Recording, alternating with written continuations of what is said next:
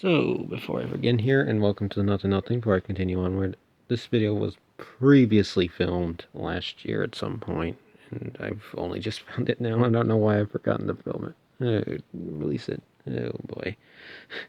But anyway, let's go ahead and get to that. So, I'm starting a new series here, and I welcome you to my channel. And of course, as many of you know, the Rock and Roll Hall of Fame and nominees were just announced a couple days ago, and now I'm going to tell you who I voted for. I'm going to list them all out, and we'll also, as we go down the list, once I've told you my five at the end,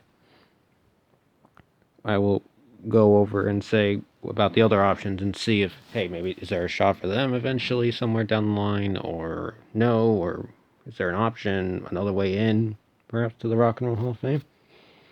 Okay, and without further ado, let's get started with number 1, Carole King.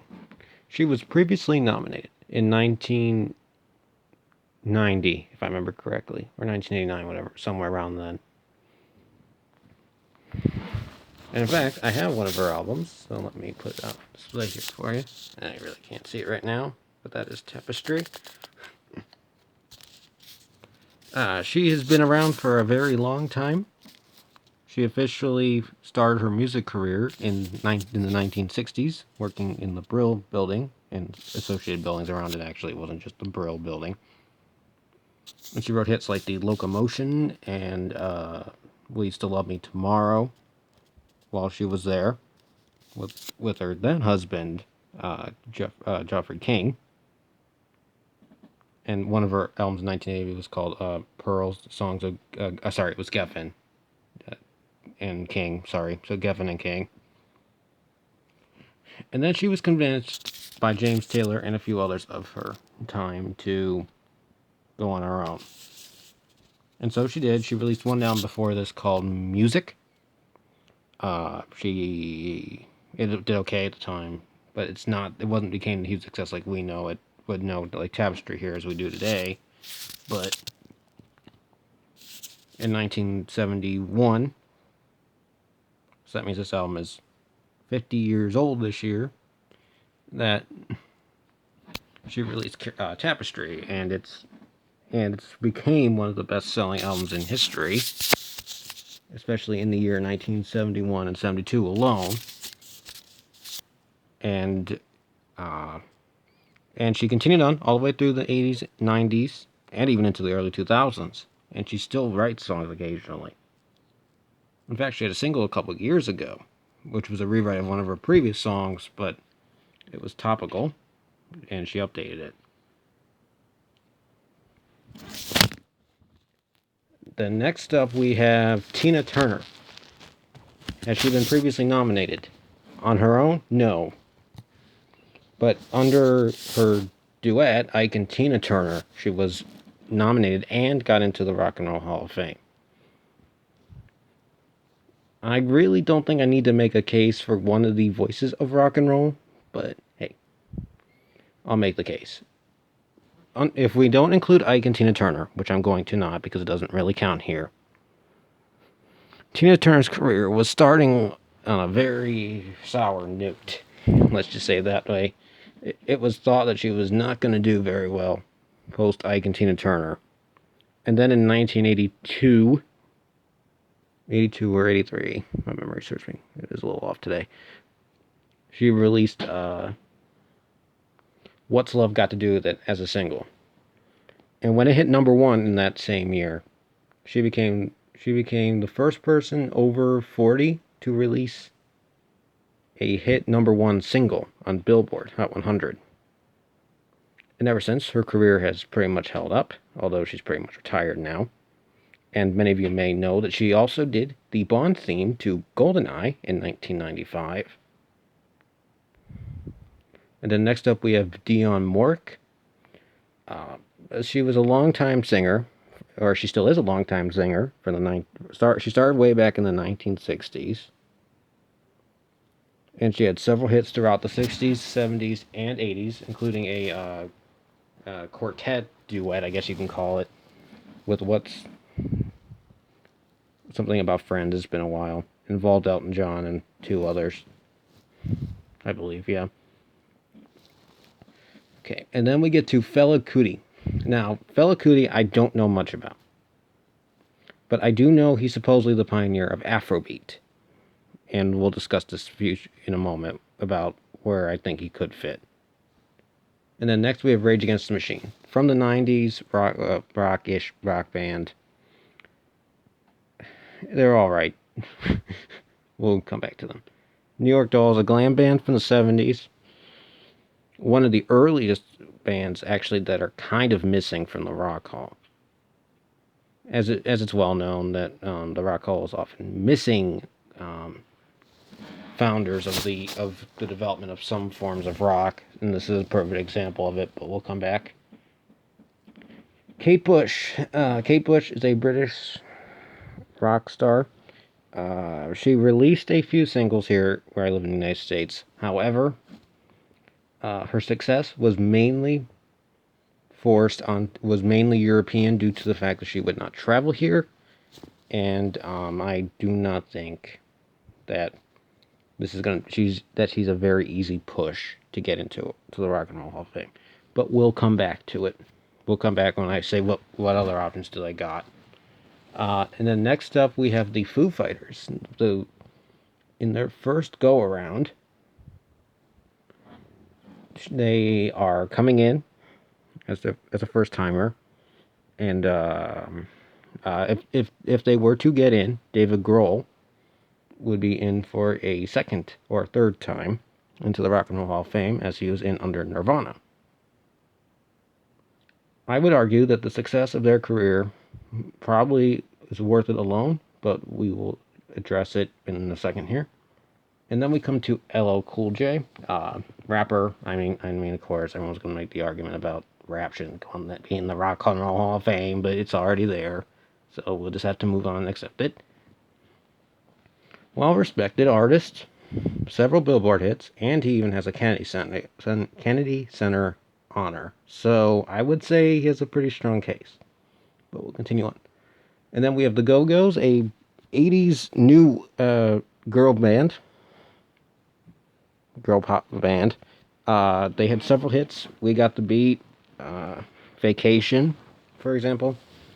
They sold very well then, and they actually set the foundation for many future girl groups into the future, especially girl rock groups. You can argue that if they didn't release their albums in the '80s, modern people like Pink and Avril Lavigne's music may not have really fully existed. And then next up we have Todd Rundgren, a classic rock classic. I don't think I need to make the case, but Todd Rundgren is a singer-songwriter, essentially. He started way back in the late '60s under a band called Naz, I believe it was called. But he became more known after that band broke up and he went on his own.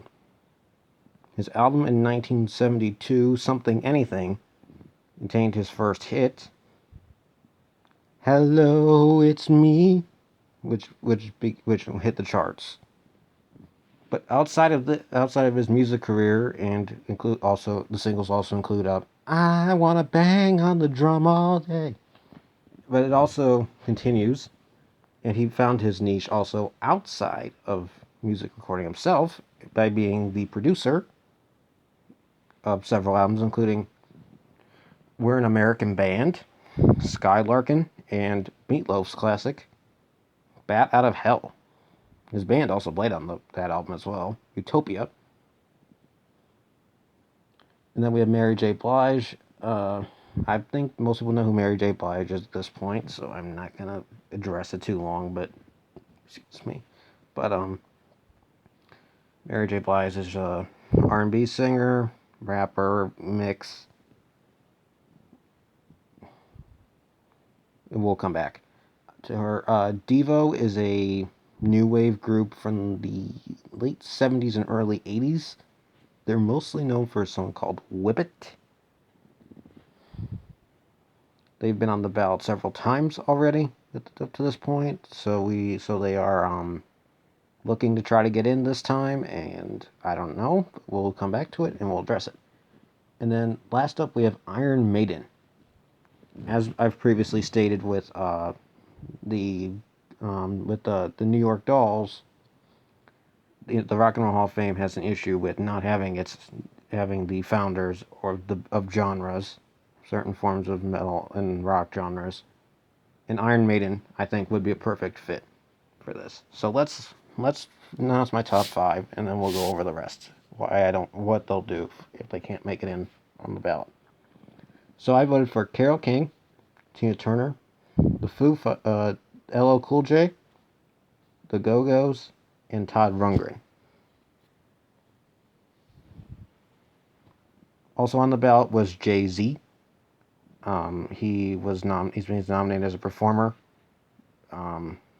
well-respected rapper, amazing businessman, so on. But let's go down the list. Dionne Warwick. If she doesn't make it in on this ballot, I would put her on the ballot for the next couple more years. But if she doesn't make it on those ballots, move her into the early influences, and I think that might be her way in. Fela Kuti, if he doesn't make it, I would also go the same route. Leave him on the ballot for a few years, and then if it doesn't work, push him into early influences. Same with Carole King as well. Tina Turner, just leave on the ballot. She will get in that way. New York Dolls, leave them on the ballot for a couple years, but if the struggle continues, then move them on to the early influences or musical excellence, potentially, and just do it that way. Rage Against the Machine, just keep them on the ballot. Their stock has gone up every time, so they're probably getting close. Oh, I forgot about Chaka Khan, excuse me. Chaka Khan, I'll just mention it right now. She's a singer from the 70s and 80s, big hits in that period. And also in a band named Rufus, which was also nominated a couple years ago. I would say leave her on the ballot. And then going back to Kate Bush, leave her on the ballot for a few years. Her stock has been going up. She may have a chance. Foo Fighters, if they do not make it, leave them on the ballot. Their fan base is strong right now. Let's put them in that way. Leave them like that for a few years. LL Cool J, leave him on the ballot if they don't make him in his first year or first couple times or first tries. And then if it's starting to go that he's not doing too well, then move him to musical excellence. The Go-Go's, if they don't make it in first shot, which I doubt they won't, they'll make it. Keep them on the ballot. If that doesn't happen, move them to early influence or maybe even musical excellence. Todd Rundgren, he's been on the ballot a couple times. It's kind of a surprise he hasn't gotten in by this point. Let's hope he does it this time. If he doesn't get in on the ballot, leave him on the ballot this year. Leave him on the ballot for a few more years. He's got to be close, I would think. But then if it does not, move him towards the musical excellence category. Mary J. Blige, this is only her first time, so it's pretty much leave her on the ballot a couple times and see if it works. I'm not going to go any further than that. And her Devo have been on the ballot a couple times. Their stock has been improving here and there over the years, so leave them on the ballot for a couple years, and then if not, make a decision on whether to move them into an honor category or just keep putting them on the ballot and hope for a year where there isn't a huge number of big name bands that can be their time. And then Iron Maiden, if they don't make it, leave them on the ballot or flip them with Judas Priest. See if Judas Priest gets in first, if it works that way. And this will actually work for both. If Judas Priest got nominated next year, I would say the same thing with Judas Priest and Iron Maiden. Leave them on the ballot and see if they get in a few years. If not, then you can go early influence for one of them or both of them.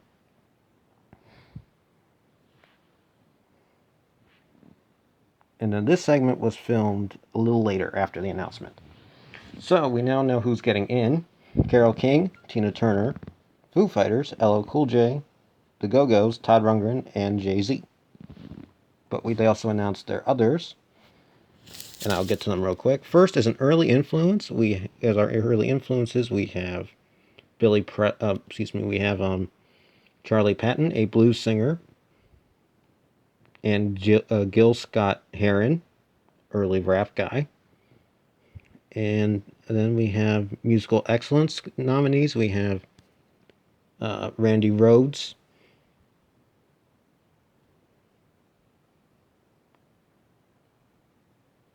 and Billy Preston.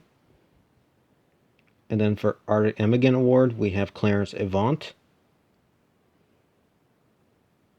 And then for music, and then also in the musical excellence, we also have LL Cool J, who was on the ballot, but he also made it under musical excellence.